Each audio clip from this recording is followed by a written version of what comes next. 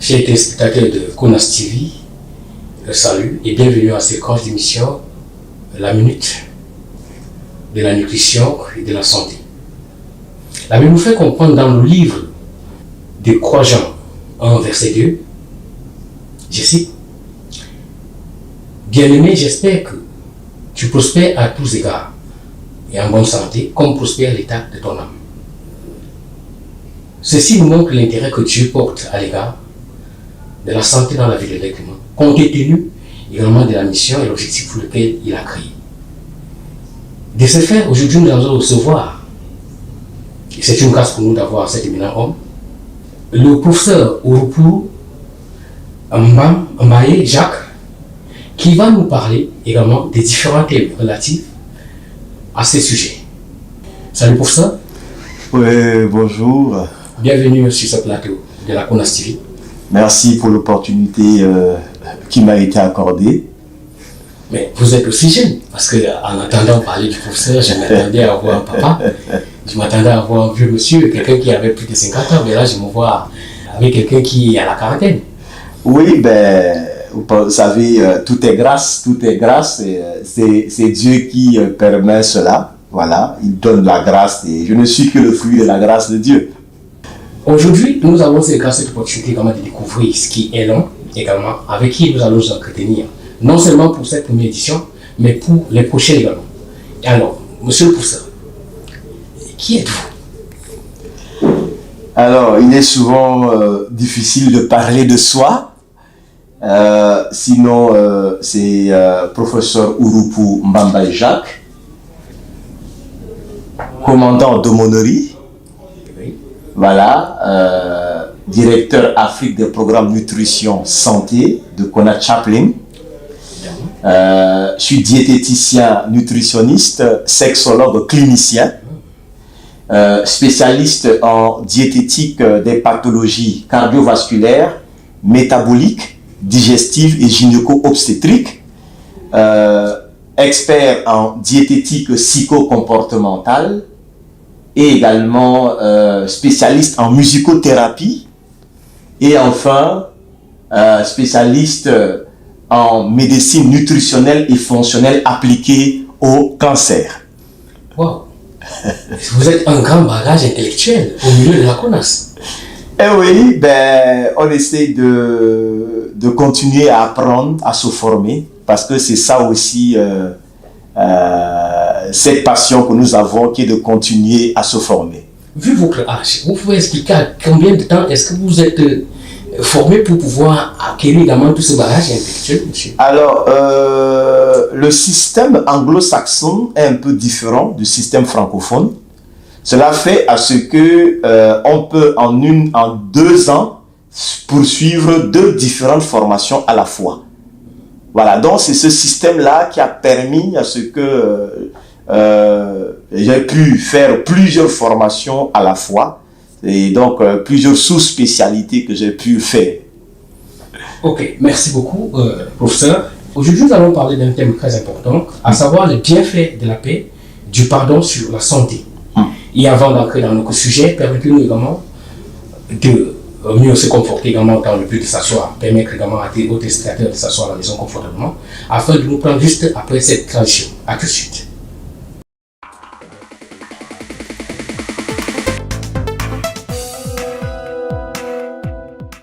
De retour sur le plateau, vous regardez Konas TV, vous faites bien. Bienvenue une fois de plus également à cette grande émission réservée à la minute de la nutrition et la santé. Aujourd'hui, nous recevons le professeur Urupu Mbaye Jacques, également qui va nous parler également du sujet. Et aujourd'hui, nous allons parler des bienfaits de la paix et du pardon sur la santé. Quelle est l'importance de ce thème? Alors, une très bonne question. Pourquoi parler de la paix, l'impact de la paix sur la santé ou bien le pardon sur la santé? Vous savez, nous sommes d'abord des créatures de Dieu. Oui. Et donc, nous sommes des êtres humains. Effectivement. Le plus souvent, nous nous intéressons beaucoup plus au corps qu'à l'être, à l'esprit. C'est pourquoi la parole de Dieu nous dit qu'un cœur joyeux est un bon remède. Un esprit abattu déchaisse les os. Donc aujourd'hui, les gens, lorsque nous regardons, même les statistiques, 40% de la population mondiale est malheureuse. Ça veut dire quoi? Ça veut dire qu'aujourd'hui, beaucoup de gens ont ce qu'on appelle le kilo émotionnel. Lorsque quelqu'un est perturbé, lorsque quelqu'un est inquiet, lorsque quelqu'un développe de l'anxiété, le stress, ben, cela va répercuter sur le corps. Effectivement. Parce que lorsque tu n'es pas en paix, et même la définition même de la santé, selon l'OMS définit la santé comme un état complet de bien-être physique, mental, social, et pas seulement une absence d'infirmité ou de maladie. Ça veut dire quoi? Si on doit résumer la définition même de la santé, ça veut dire que la santé, c'est la paix. Donc, lorsque quelqu'un n'est pas en paix, psychologiquement parlant, émotionnellement parlant, ça impacte sur le corps et donc tu vas être un potentiel malade. Donc, il y a un lien effectivement entre l'émotion, entre la psychologie, entre l'esprit et le corps. Parce que c'est l'esprit qui commande le corps. Et si l'esprit est perturbé, le corps sera également perturbé. Oui, effectivement, bon, pour ça, et là, j'ai bien compris. Mais c'est pourquoi savoir quelque chose. Pourquoi se focaliser sur le pardon? Mais se focaliser sur le pardon, parce que lorsqu'on parle de le pardon, c'est lorsque quelqu'un se sent offensé, offusqué. Et lorsque tu te sens offensé, offusqué, qu'est-ce qui se passe? Scientifiquement parlant, effectivement, tu as produit une hormone, par exemple, qu'on appelle le cortisol, l'hormone du stress. Et lorsque le stress, cette hormone de stress est sécrétée en grande quantité, qu'est-ce qui va se passer? C'est-à-dire que ça va rendre le pH du corps acide. Et lorsque le pH du corps est très acide, ça va créer ce qu'on appelle un syndrome inflammatoire. Il va avoir l'inflammation. Il va avoir un désordre métabolique dans le corps. Simplement parce que la personne n'a pas pardonné. Donc aujourd'hui, le manque de pardon lui-même a de l'impact sur la santé. Les gens pensent que lorsqu'on parle du pardon, on regarde seulement que sur l'aspect spirituel. Mais sur le plan même scientifique, le pardon communique la paix aux cellules. Le pardon permet de produire des hormones qu'on appelle quoi? La sérotonine, l'hormone de bonne humeur. Le fait de pardonner permet d'augmenter une hormone qu'on appelle la dopamine, l'hormone du plaisir. Le fait de pardonner permet de produire une hormone qu'on appelle la mélatonine, l'hormone du sommeil. Lorsque quelqu'un ne pardonne pas, cette personne est tendue, cette personne est stressée, cette personne produit plus de cortisol. C'est pourquoi on ne peut pas parler du pardon sans parler de la santé. On ne peut pas parler de la paix sans parler de la santé.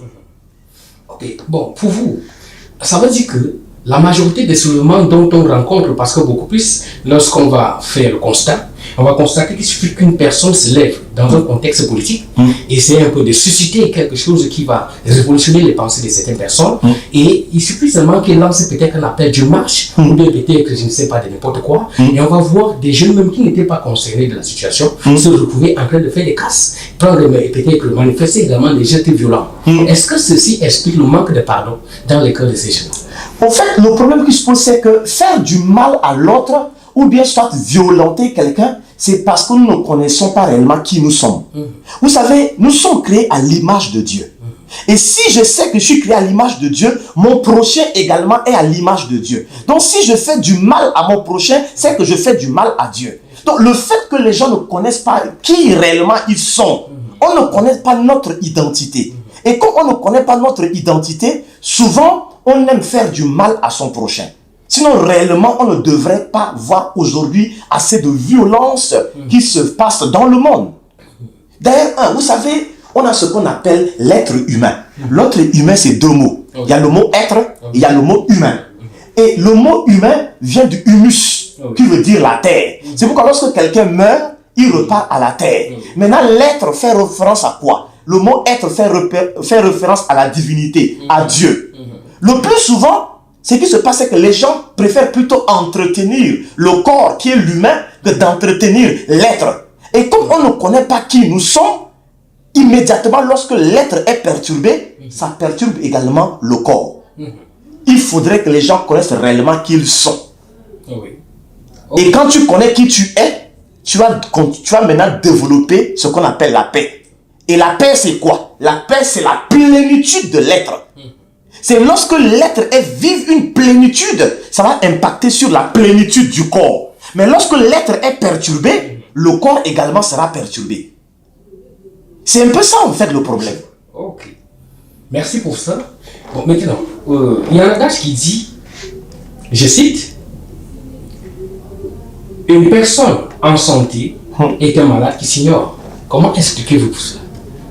Ah oui, mais parce que, comme je le disais tout à l'heure, la santé elle-même, ce n'est pas un acquis.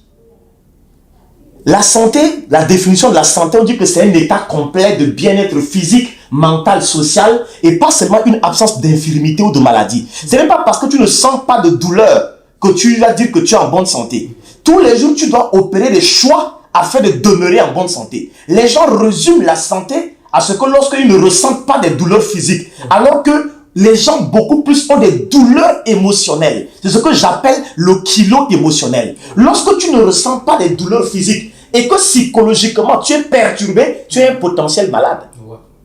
C'est pourquoi les choix que nous opérons tous les jours, c'est pour nous aider à demeurer en bonne santé. Ça veut dire que lorsque nous sommes émotionnellement perturbés, exactement, nous avons de prendre des décisions qui sont hors normes. Mais bien sûr, c'est les mêmes choses comme aujourd'hui, lorsque par exemple, tu es perturbé, tu as ce qu'on appelle une alimentation émotionnelle. Tu manges, tu grignotes à tout bout du chemin. C'est ce qu'on appelle une alimentation émotionnelle. Tu transfères tes frustrations sur le repas. Oui. Vous êtes directeur des programmes de nutrition, de la santé, également de la CONACHAPEL au niveau de l'Afrique. Quelle solution préconisez-vous pour des problèmes également liés au manque de pardon dans la vie de tous ceux-là qui nous suivent? Alors, vous savez, Konrad Chaplin, vu la vision du commandant Afrique, le général Kamnen, et également de notre commandant au niveau mondial, alors, général Carlos Aruba. Alors, ce que vous devez savoir, c'est que aujourd'hui, le fait d'avoir un département spécialement de santé et nutrition permet de rendre encore beaucoup plus pratique et accessible l'approche humanitaire et de paix. Parce qu'aujourd'hui, on ne peut pas parler de paix si quelqu'un n'est pas en bonne santé. Parce que lorsque nous regardons même un peu les ODD, les objectifs de développement durable, ben, la paix et également l'alimentation jouent un rôle capital. Et donc, ça vient répondre à la vision globale de Konrad Chaplin. Aujourd'hui, nous ne pouvons pas parler de la paix sans toutefois amener les gens à demeurer en bonne santé. Parce que la paix même, c'est la santé. Parce que lorsque tu es en paix, ben, ça va te permettre d'atteindre tes objectifs plus facilement. Parce que psychologiquement, tu es véritablement, il y a un équilibre entre la psychologie et entre le corps. Oui, effectivement, oui. Parce qu'on ne peut pas travailler sur les malades. Exactement. Donc, c'est pour l'atteinte de ces objectifs globaux que, au niveau mondial, il a été décidé d'avoir un département spécialement orienté nutrition santé. Donc, on ne peut pas parler de développement sans santé. On ne peut pas parler de développement sans santé. Et on ne peut pas parler également de développement sans la paix. Sans la paix, effectivement. C'est pourquoi, au travers de ce département, c'est pour outiller chaque personne créée à l'image de Dieu de connaître d'abord son identité, qui il est. Parce que si tu connais ton identité, que tu es une créature de Dieu, alors là, tu ne vas pas faire du mal à ton prochain. Mais au-delà de ça, si tu sais que tu es créé à l'image de Dieu, tu as une responsabilité de prendre soin de ton corps. Parce que notre corps est le temple du Saint-Esprit. Ça veut dire que nous avons une responsabilité d'entretenir ce corps-là. Quels sont les outils qu'on utilise pour entretenir notre corps afin de demeurer en bonne santé et demeurer dans la paix? C'est ce que ce département va chercher à faire, à vulgariser, à promouvoir, à donner des outils afin d'amener l'être humain créé à l'image de Dieu à demeurer véritablement en paix. Ok, bien saisi pour ça. Et là, dans ce cas donc, des maladies telles que le coronavirus, le VIH-Sida, le paludisme, le diabète, le cancer et d'autres sont devenus fréquents également dans nos sociétés et causant également des victimes sur le passage. Bon, comment est-ce que la CONAS compte-t-il s'y prendre face également à ces destructeurs des vies et qui sont en masse? C'est une très bonne question. Vous savez, selon la Fédération internationale du diabète, nous avons aujourd'hui plus de 450 millions de diabétiques dans le monde. Lorsque nous prenons l'hypertension artérielle, il y a 1,28 milliard de personnes qui souffrent de l'hypertension artérielle dans le monde. Ça veut dire qu'il y en a même qui ne sont même pas encore... Exactement. Ils n'ont pas commencé à manifester, mais ils sont visibles. Exactement. Et si je prends par exemple l'obésité, il y a plus de 600 millions de personnes obèses dans le monde. Mais prenons ce cas, donc peut-être ces cas sont certainement difficiles. Maintenant, qu'en est-il maintenant de ceux-là qui sont du VIH/SIDA et Exactement. au courant qu'ils sont malades? Exactement. Ça veut dire qu'aujourd'hui, ce qu'on appelle les maladies non transmissibles, oui, les maladies chroniques, ces maladies-là, aujourd'hui, il va falloir que nous puissions changer d'approche qui est l'approche prévention. Oui. Et c'est cette vision que Conas Chaplin est en train véritablement de vouloir mettre en avant. Parce que beaucoup s'ignorent, ils ignorent même qu'ils sont hypertendus, ils ignorent même qu'il est prédiabétique, ils ignorent même par exemple que lui, peut-être que cette personne-là, peut-être qu'il souffre même d'un cancer. Et donc il va falloir que nous puissions développer des activités de prévention. Il va falloir que nous puissions également avoir des programmes d'éducation même de grande masse de la population. Pourquoi même pas des formations? Mais bien sûr, bien sûr. En fait, l'objectif c'est de dérouler tout un programme afin d'amener l'être humain à manger de façon avertie, à lui-même être artisan et acteur de sa santé. Je ne voudrais pas être un peu rapide et pressé également de pouvoir déballer les différents thèmes que nous aurons à déballer pour la suite également des différentes émissions à venir. Poursuivez pour ça. En fait, parce qu'aujourd'hui, le plus souvent, lorsque nous voyons peut-être un patient, le patient, lui, il veut confier sa santé au corps médical. Et il joue le rôle d'un spectateur.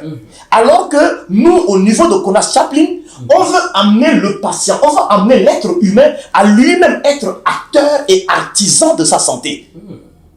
C'est cette approche-là que nous voulons dire. Ainsi, ça permettra de réduire drastiquement la prévalence de toutes ces pathologies-là.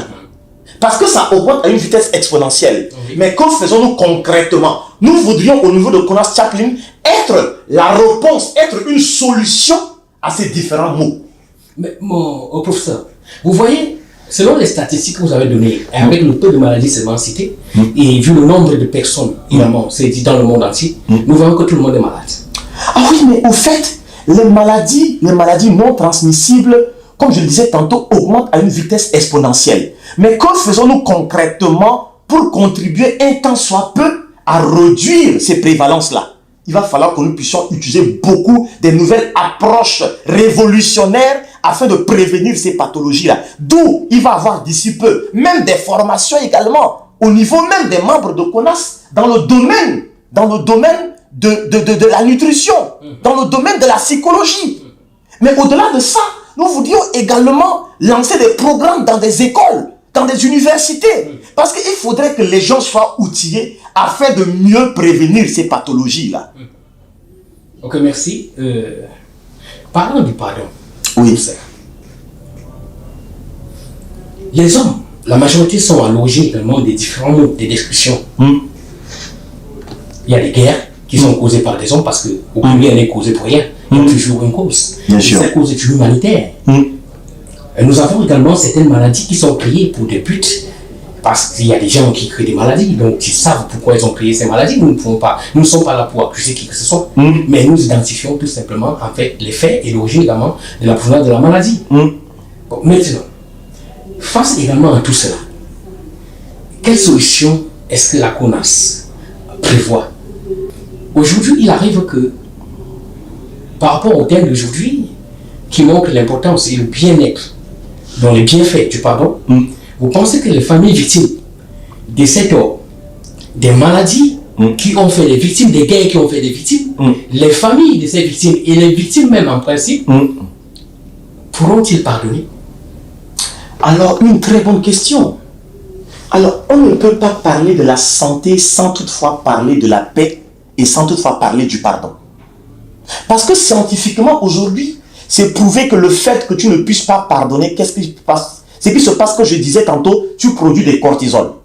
Ces cortisols-là, eux, ils vont commencer à créer un syndrome inflammatoire. À la longue, tu peux même avoir de l'arythmie cardiaque simplement parce que lorsque tu n'es pas en paix et que tu produis beaucoup plus de cortisol, le pH de ton corps est acide. Et lorsque le pH de ton corps est très acide, ça crée un syndrome inflammatoire, mais ça crée un désordre métabolique. À la longue, qu'est-ce qui va se passer? Il va avoir une déminéralisation. Ton calcium, le corps va commencer à voler le calcium, à voler le potassium, à voler le sodium. Et donc, à la longue, tu vas commencer à avoir des carences en certains micronutriments. Simplement parce que tu refuses de pardonner. Qui souffre? C'est toi qui ne pardonnes pas là qui souffre. C'est pourquoi les gens doivent comprendre. Je voudrais un peu Imaginez quelqu'un qui est en prison.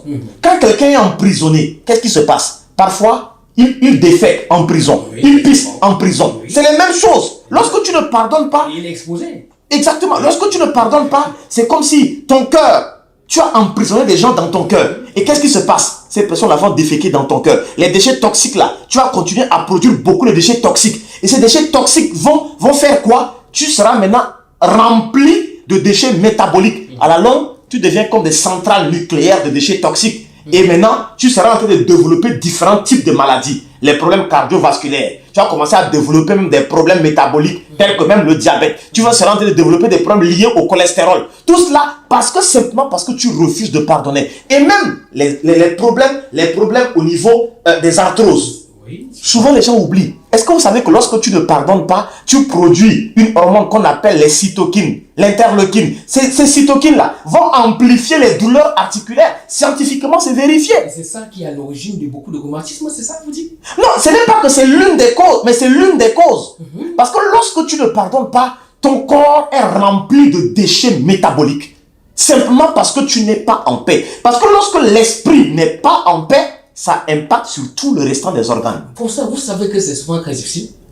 Mais au fait, le problème qui se pose, c'est qu'il faudrait décider d'être en paix et de pardonner. Soyez un peu plus convaincant pour ça. Ça veut dire quoi? Ça veut dire que lorsque tu sais que tu es créé à l'image de Dieu et que toi-même tu es imparfait et que Dieu te pardonne, il faut que tu sois capable également de relâcher l'autre et le pardonner. Quand Dieu dit qu'autant que cela dépend de vous, soyez en paix les uns avec les autres, ça veut dire quoi? C'est à cause de ta santé, c'est à cause de ce que lui, il arrive à te pardonner tes multiples péchés qu'il faudrait que tu sois capable de pardonner. Pas seulement que sur le plan spirituel, mais sur le plan également scientifique, sur le plan de santé, le fait que je relâche la personne qui m'a fait du tort, ça permet que je puisse préserver ma santé. Ça veut dire que le manque de pardon nous expose à un grand risque. Exactement. Le manque de pardonner t'expose à développer plusieurs pathologies. C'est pourquoi la paix, c'est la santé. La paix, c'est la santé. La paix, c'est la santé. Exactement. La paix, c'est la santé. Chers téléspectateurs, vous aviez bien suivi. La paix, c'est la santé. Et pour ceci, la majorité des maladies sont causées parce qu'on a manque de pardon. Et nous connaissons que plus de 90% dans le monde entier ont toujours une rancune à l'égard d'une personne, à l'égard d'une société ou d'un organisme, quel que soit en fait la personne ou quel que soit le clan, donc avec lequel vous avez peut-être, je ne sais pas quel attachement, quelle rancune. Il est évident pour votre bien-être de pardonner. Le rôle de la CONAS, c'est dans le contexte de sensibiliser, c'est ça? Exactement. C'est-à-dire que c'est d'outiller le rôle du CONAS Chaplin, c'est d'outiller chaque être humain, créé à l'image de Dieu, d'être un artisan de paix, mais d'être un artisan également de sa propre santé. Mais pour ça, vous voyez que la place de la CONAS, dans le monde entier, parce que je ne peux pas parler au sein de l'organisation ONU, mais je veux dire au profit du monde entier, je pense que c'est quelque chose que le monde doit beaucoup plus vouloir faire grandir dans tout le pays. Mais normalement, aujourd'hui, CONAS Chaplin doit être représenté à tous les niveaux, que ce soit dans tous les pays, parce qu'il joue un rôle capital. C'est-à-dire que c'est une approche holistique, c'est de s'occuper du corps, de l'âme et de l'esprit. Effectivement, ça aussi que ça ne se limite pas juste au niveau de l'amour qu'on parle pas. Non, mais c'est de manière pratique. Quand aujourd'hui quelqu'un est malade, ou bien on veut amener les gens à ne pas tomber malade, c'est pour que cette personne puisse être en paix. Et lorsque la personne est en paix, il est en bonne santé, ça contribue au développement également de sa nation, ça contribue à l'économie, ça permet de propager l'évangile. Aujourd'hui, on ne peut pas dissocier ces choses-là du développement. Mais pour ça, il y a une chose que je ne comprends pas. J'ai vu beaucoup de personnes en principe qui sont dans les prisons Des gens sont venus leur de faire des dons. Mais rassurez-vous, quand ces personnes sont parties, au moment où ces personnes étaient là, ils ont manifesté en principe un délaissement. Comme s'ils étaient vraiment touchés et qu'ils étaient sur le point de pardonner. En fait, c'était eux même prononcé le pardon. Mais quand ces personnes sont parties 2 jours après, ces gens qui sont restés en prison et qui ont reçu les dons sont restés encore dans la même situation et ont commencé encore à développer également la méchanceté dans leur cœur. Expliquez-nous ça. Alors, ce que vous devez savoir, c'est que lorsqu'on parle de pardon, c'est aussi un processus. C'est aussi l'école de la patience. Si on veut changer le mindset, lorsqu'on veut changer la psychologie, lorsqu'on veut changer, c'est-à-dire amener la personne à un changement total, il faudrait se dire simplement que il faudrait aussi, au-delà de tout, se référer à Dieu. Parce que nous sommes esprits. Et comme nous sommes esprits, et que nous sommes créés à l'image de Dieu, le fait d'amener la personne à la lumière de la parole de Dieu permet à ce que Dieu, qui est également esprit, est connecté à l'esprit de la personne et change le caractère et le cœur de la personne.